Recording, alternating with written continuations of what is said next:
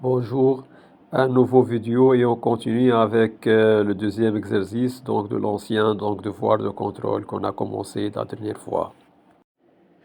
L'énoncé donc de l'exercice, on donne un circuit et on demande donc de déterminer les éléments du générateur de Thevenin vus entre A et B et de calculer I donc le courant qui circule donc à travers la résistance RC donc notre charge.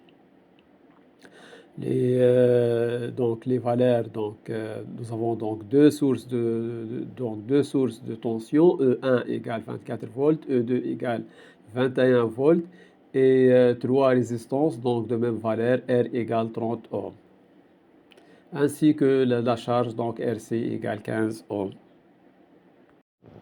On détermine donc les éléments du modèle de Thevenin. On commence par la résistance RTH.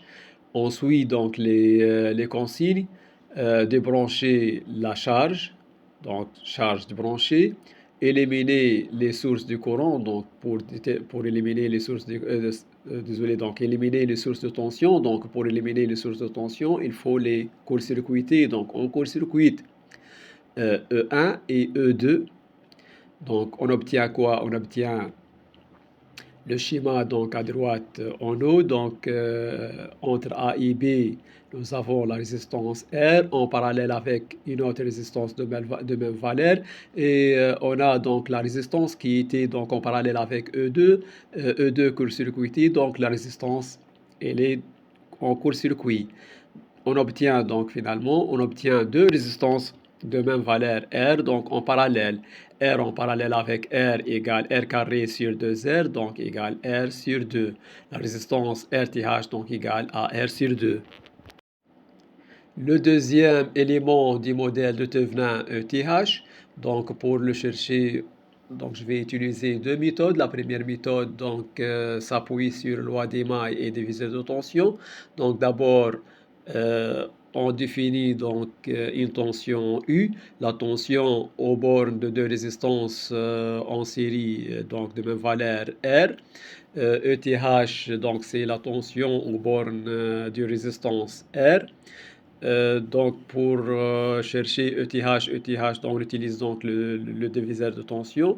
Donc nous avons un diviseur de tension. Donc ETH c'est la tension aux bornes de R et U c'est la tension aux bornes de 2R. Donc ETH égale R sur 2R fois U. Mais d'abord il faut chercher U. Donc pour chercher U, donc on utilise la loi des mailles. Donc on suit la maille en vert. Moins E2 plus U moins E1 égale 0, donc U égale E1 plus E2. On revient au diviseur de tension, donc ETH égale R sur 2R fois U égale E1 plus E2 sur 2. Maintenant, donc, je passe aux deuxième méthode. Et il faut remarquer que le potentiel donc, du point B, donc, il est égal à moins E2. Donc, il nous reste, puisque ETH, c'est la différence de potentiel entre A et B, donc il nous reste juste déterminer donc, le potentiel au point A. Le point A est l'intersection de deux branches. La première branche donc, contient donc, la source de tension E1 en série avec R, et la deuxième donc, contient donc, la source de tension E2 en fonction donc, de R. Donc le potentiel au point B, c'est moins E2. Donc VA égale E1 sur R plus moins E2 sur R sur 1 sur R plus 1 sur R. Donc on multiplie par R numérateur et dénominateur. Donc il reste donc E1 moins E2 sur 2.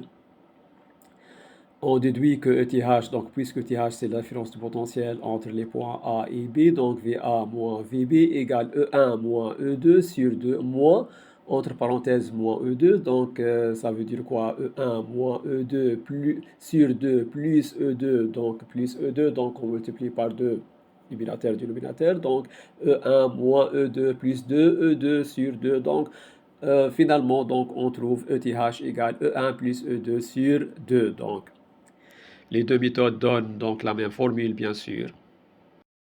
Finalement, on remplace donc, le réseau donc, entre A et B par le modèle équivalent donc, de Thevenin, donc ETH en série avec RTH, et on met donc la charge RC à sa place, on obtient donc une maille simple à traiter. RTH égale R sur 2 égale 15 ohms et ETH égale E1 plus E2 sur 2 égale 22,5 volts. Donc loi de Maille fait que ETH égale RTH plus RC, le tout donc fois I, donc I égale ETH sur RTH plus RC égale 22,5 sur 15, donc ça donne 1,5 ampères. Et voilà, donc ce vidéo est terminé, donc j'attends vos réactions. N'oubliez pas de vous abonner et à bientôt.